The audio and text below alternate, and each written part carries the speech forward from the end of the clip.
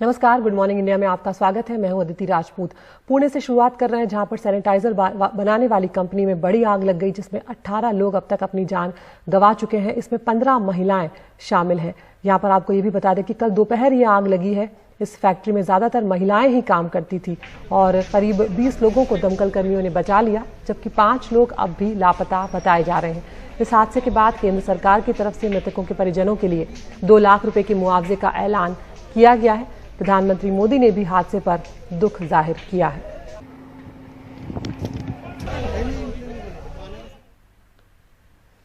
महाराष्ट्र के मुख्यमंत्री उद्धव ठाकरे आज दिल्ली में प्रधानमंत्री नरेंद्र मोदी से मुलाकात करने जा रहे हैं। ये मुलाकात सुबह 11 बजे होनी है। आधिकारिक रूप से ये मुलाकात मराठा आरक्षण, ओबीसी आरक्षण और तूफान ताउते से हुए नुकसान और माना यह भी जा रहा है कि टीकाकरण पर भी इस मुलाकात में चर्चा हो सकती है। दरअसल उद्धव ठाकरे चाहते हैं कि मराठा आरक्षण के लिए सुप्रीम कोर्ट के फैसले के बाद अब केंद्र ओबीसी की सूची में संशोधन कर उसमें मराठाओं को शामिल करे और पुनर्विचार याचिका में पहले की तरह सहयोग जारी रखे।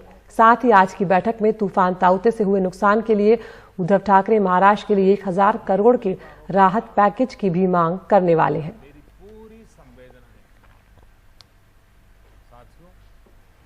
सभी इंतजार कर रहे हैं कि बच्चों की वैक्सीन कब आएगी, क्योंकि तमाम अटकलें ये भी लगाई जा रही हैं कि जो अगली वेव हो सकती है, कोरोना की जो अगली लहर हो सकती है, वो बच्चों को नुकसान पहुंचा सकती है। ऐसे में कल जब प्रधानमंत्री का संबोधन हुआ, उसमें उन्होंने नेजल वैक्सीन का भी जिक्र किया, जो सीधे नाक में स्प्रे द्वारा दी जा सकेगी। वैक्सीन से जुड़ी अहम जानकारी ये भी सामने आई कि अब एम्स पटना के बाद दिल्ली में भी बच्चों पर कोवैक्सीन के दूसरे और तीसरे फेज का ट्रायल शुरू हो गया है। भारत बायोटेक की कोवैक्सीन को ही बच्चों पर वैक्सीन के ट्रायल की मंजूरी फिलहाल दी गई है। बच्चों के कोरोना के टीके का ट्रायल, इस ट्रायल के पूरा होने में 6 से 9 महीने का वक्त लगेगा। इस दौरान कुल 525 बच्चों पर ट्रायल होगा। इसमें 3 कैटेगरी में बच्चों को बांटा गया है। 12 से 18 साल, 6 से 11 साल और 2 से 5 साल के बच्चे शामिल होंगे। बच्चों को भी 28 दिन पर दूसरी डोज दी जाएगी। ओवरऑल तो 2 इयर्स एंड एबव है, बट अभी जो है 12 से 18 साल के बच्चे इसमें सम्मिलित हो रहे हैं। एम्स दिल्ली की कोशिश है कि इस सेंटर पर 50 बच्चों पर यह ट्रायल हो। शुरुआत सोमवार को 18 बच्चों से हुई। देखो, we have no way out of COVID। एक ही रास्ता है, वो तो है वैक्सीन लगवाना। Eventually, end of the day, अभी नहीं तो अगले 2 साल में all of India has to get vaccinated if we want to move ahead with our lives। That's the only way out we have। We can't keep living at home। We have to get back out। So it's something that is happening for the first time। This is the US में drive में start हुआ है, so we are very excited कि India में भी start हो रहा है। And keeping the third wave in mind, the way it is projected, अच्छी बात है अगर जल्दी वैक्सीनेट हो जाए। आशंकाओं के बीच संभावना तलाशने की ये शुरुआत है। टीके को लेकर कुछ महीने जरूर लगेंगे, लेकिन आज की ये शुरुआत हमारे आपके कल को लेकर है। नई दिल्ली से परिमल कुमार, एनडीटीवी इंडिया। उत्तर प्रदेश में जिन जिलों में 600 से कम कोरोना के मरीज मिले, उन जिलों से अब कर्फ्यू को हटा लिया गया है। कहीं ना कहीं उम्मीद की किरण जो है वो अब उत्तर प्रदेश से निकल कर आ रही है। इन्हीं जिलों में वाराणसी भी है, जहां पर कर्फ्यू हटा लिया गया, लेकिन यहां पर दुकानदारों को 15 दिनों में टीका लगवाना पड़ेगा और अगर ऐसा वो नहीं करेंगे तो उन्हें दुकानें बंद करने की भी सलाह दी जा सकती है या उन पर एक तरह से दबाव बनाया जा सकता है। एक रिपोर्ट। बनारस के सिगरा इलाके में मोनू ने कई दिन बाद अपनी चाय की दुकान खोली है। ग्राहक भी जुट रहे हैं। हमारी दुकान लगभग 40 दिन बाद खुल रही है और 40 दिनों में बड़ी मुसीबत थी। 12 लोग का मेरा परिवार है, बहुत मुश्किल से चल पाया है। चूँकि अब डीएम साहब के आदेश पे दुकान खुलने लगी है, तो थोड़ा अंदर उत्साह है कि अब रोजी रोटी मेरी चलने लगेगी। मोनू टीका लगवा चुके हैं, पर बनारस के बहुत से दुकानदारों ने अभी टीका नहीं लिया है। ऐसे दुकानदारों के लिए जिलाधिकारी ने एक नया नियम लागू किया है। 18 से लेकर 45 वर्ष के आयु वर्ग के जो व्यापारी हैं, उनको 15 दिन का समय हम दे रहे हैं, ताकि वो अपना पोर्टल पर रजिस्ट्रेशन करा के 15 दिन में अपना वैक्सीनेशन करवा लें। 15 दिन के बाद हम लोग देखेंगे कि वास्तव में जिनका वैक्सीनेशन पूरा हो गया हो, जिसमें व्यापारी वर्ग भी शामिल है, उन पे काम करने वाले जितने कर्मचारी हैं वो भी शामिल हैं, वे वैक्सीनेट हो चुके हों, तभी हम लोग उनके प्रतिष्ठान खुलवाएंगे। अन्यथा जब तक वो वैक्सीनेट नहीं होते हैं, तब तक उनको सलाह दी जाएगी कि वो बंद ही रखें। अब इस नियम के बाद कई दुकानदार फिर से चिंतित हैं। जहाँ तक वैक्सीनेशन का सवाल है, मैं इसका विरोधी नहीं हूँ, ये लगना चाहिए, पर इस तरह का जो हार्ड एंड फास्ट रूल है ये ठीक नहीं है। और इन्होंने जो 5 दिन का समय दिया है, 5 दिन के अंदर कभी ये पूरा नहीं हो सकता है। ये इसका पर्याप्त समय मिलना चाहिए। जो इन्होंने 30 जून का समय लिया है वो भी कम है, उससे भी ये कभी पूरा नहीं हो सकता है। और न ही इतने कम दिनों के अंदर ये पूरे बनारस में वैक्सीन लगा पाएंगे। व्यापारी याद दिला रहे हैं कि इस दौरान जिसको कोरोना हो चुका है वह तो 3 महीने बाद टीका ले पाएगा। किसी को कोविड हुआ है, अब कोविड के बाद उसमें 3 महीने तक आप नहीं लगा सकते। इसके ऊपर उन्होंने किसी तरह की कोई बात नहीं बोली, तो वो क्या दुकान पे बैठेंगे या नहीं बैठेंगे। तो ये सब सारी चीज़ों को देखते हुए उनको नियम बनाने चाहिए और व्यापार मंडलों को विश्वास में लेना चाहिए। कारोबारियों का एक संकट ये भी है कि उनके बहुत सारे कर्मचारी गांव गए हैं, जो जब लौटेंगे तभी उनको टीका लग पाएगा, इसलिए वो नियम में कुछ ढिलाई चाहते हैं।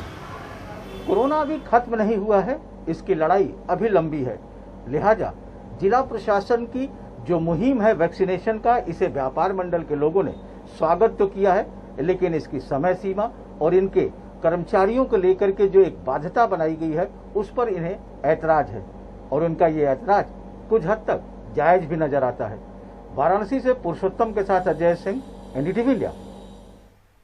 और अब खबर आगरा से, जहां पर एक अस्पताल के संचालक का एक वीडियो वायरल होने के बाद हंगामा मचा हुआ है। एक तरह से हैरान करने वाला ये वीडियो है। दरअसल वीडियो 26 अप्रैल का है, जहां पर कोरोना संक्रमितों की काफी तादाद थी। उस वक्त हम सब जानते हैं कि अप्रैल में बहुत ज्यादा मामले थे और कई लोगों की उस वक्त जान भी जा रही थी। वायरल ऑडियो में संचालक ये कहते हुए सुना जा सकता है कि उसने अपने अस्पताल में ऑक्सीजन 5 मिनट के लिए बंद कर एक मॉक ड्रिल किया था। इस ड्रिल के बाद ऐसे 22 मरीजों की पहचान की गई है जिनकी ऑक्सीजन की कमी से मौत हो सकती थी। हालांकि संचालक किसी मरीज की मौत की बात नहीं कर रहा है। इस मामले में अस्पताल के संचालक का यह कहना है कि मॉक ड्रिल इसलिए किया था ताकि गंभीर मरीजों की पहचान की जा सके और किस मरीज को कितनी ऑक्सीजन की जरूरत है इस बात को समझा जा सके। जिले के डीएम भी ऑक्सीजन बंद होने की वजह से 22 लोगों की मौत की बात से इनकार कर रहे हैं। फैक्चुअली 26 तारीख को जनपद इस पारस हॉस्पिटल में 97 जो पेशेंट भर्ती थे, इसमें से 4 डेथ हुई हैं। 27 तारीख को 3 कोविड डेथ हुआ है। अतः जो संख्या है, यह जो 22 यहाँ दिखाया जा रहा है, प्राइमरली यह संख्या वैसे पेशेंट्स हैं वहाँ जो उनके क्रिटिकल है, क्योंकि पारस हॉस्पिटल में आईसीयू के लिए काफी उनके पास बेड्स थी और काफी उनके पास आईसीयू के पेशेंट्स इस तरह के थे। अतः इस बात में कि 22 लोगों की डेथ हुई कोई सत्यता नहीं है, लेकिन फिर भी आज जो वीडियो कुछ प्रचारित किया जा रहा है इसको ठीक से एक बार अध्ययन कर लिया जाएगा और इसमें जो भी आगे कार्रवाई किया जाएगा। ट्रायल नहीं है सर, ट्रायल बेड तो है ही नहीं सर, वो तो वीडियो में दिखाया गया है, ट्रायल नहीं है सर। वीडियो में आप साफ तौर से कह रहे हैं कि हमने 7 बजे मॉक ड्रिल का है। मॉक ड्रिल का मतलब होता है कि किसी घटना को फेस करने से पहले उसके लिए एहतियात बरत लिए जाए, हम उस सीख जाएं हमें कैसे कार्य करना है उस समय आपातकाल में। तो हम अपने मरीजों को कैटेगराइज करते थे। ये कोई 7 बजे मॉक ड्रिल नहीं हुई है, हमने सतत अपने मरीजों को कैटेगराइज किया है कि किस कोविड पेशेंट को कितने लीटर्स पे ऑक्सीजन की आवश्यकता है। 7 बजे में भी हमने 7 नहीं कहा है, मैंने ये कहा कि 7 बजे मॉक ड्रिल की गई। और हमारे साथ ज्यादा जानकारी के साथ जुड़ रहे हैं हमारे सहयोगी कमाल खान। कमाल, ये बात हैरान करती है कि जब इतनी इमरजेंसी की सिचुएशन चल रही है अस्पताल में, उस वक्त कोई मॉक ड्रिल आखिर क्यों करेगा? क्या कुछ हो रहा है इस मामले में? क्या कोई कार्रवाई की जा रही है या फिर क्या जांच की जा रही है कि आखिर उस दिन हुआ क्या, और अगर ये मॉक ड्रिल हुआ तो कितने लोगों की जान गई है?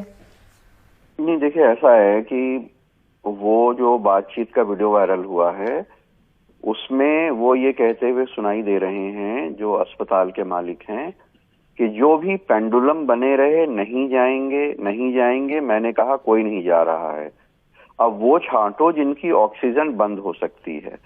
तो जो सामने बैठा है वो कह रहा है कि जी जो बिल्कुल ही डेड लाइन पे हैं, तो वो कह रहे हैं एक ट्रायल किया, मॉक ड्रिल करके देख लो, समझ जाएंगे कौन सा मरेगा कौन सा नहीं मरेगा।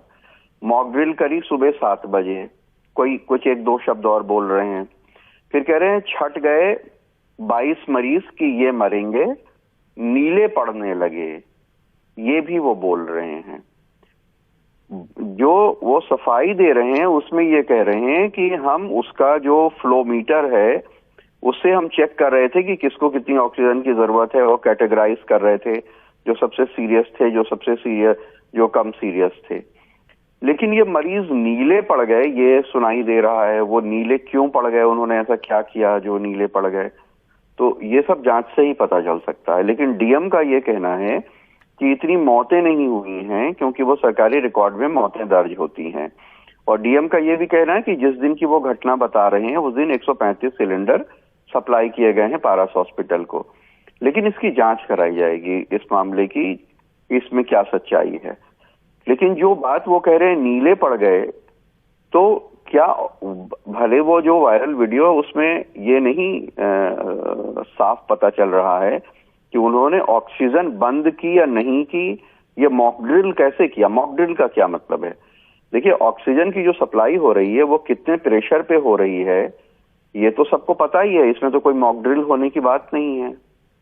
जो ऑक्सीजन सप्लाई हो रही है वो कितने प्रेशर पे किस मरीज को हो रही है, वो हर ऑक्सीजन वाले के साथ एक रेगुलेटर लगा हुआ है जिसे रेगुलेट हो रही है, और उसका प्रेशर हर किसी को पता है।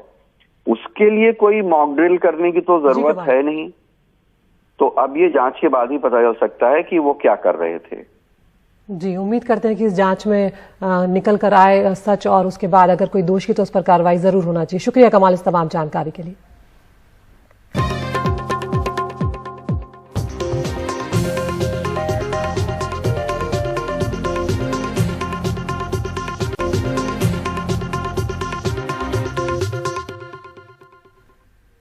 और हर दिन कोरोना के आंकड़े थोड़ी राहत पहुंचा रहे हैं। पिछले 24 घंटों में 86,498 नए मामले सामने आए हैं।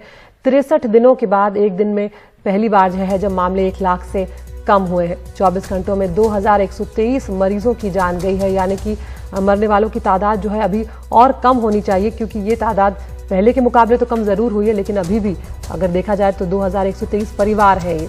देश में फिलहाल 13 लाख से ज्यादा एक्टिव मरीज हैं, और पिछले 24 घंटों में जो मरीज ठीक हुए हैं उनकी तादाद भी करीब 2 लाख है। लगातार 26वां दिन है जब नए केस से ज्यादा जो लोग हैं वो ठीक होने वाले केस हैं। संक्रमण दर इस वक्त 4.5% से कुछ ज्यादा चल रही है। बीते 24 घंटों में 33,64,000 से ज्यादा वैक्सीन लगाए गए हैं। और पिछले एक हफ्ते के आपको आंकड़े भी दिखा देते हैं। 31 मई को 1,52,734 मामले थे, जो अब कम होते होते 86,498 तक आज पहुंच गए हैं। तो धीरे धीरे कोरोना के मामले कम होने लगे हैं।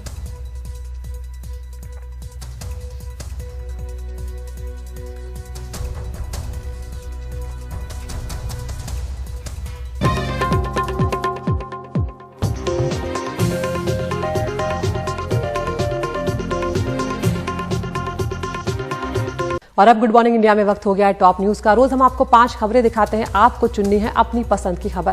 पहली खबर है, भारत के लिए आज राहत की खबर आई है। 63 दिनों के बाद 1 लाख से कम हुए हैं कोरोना के मामले।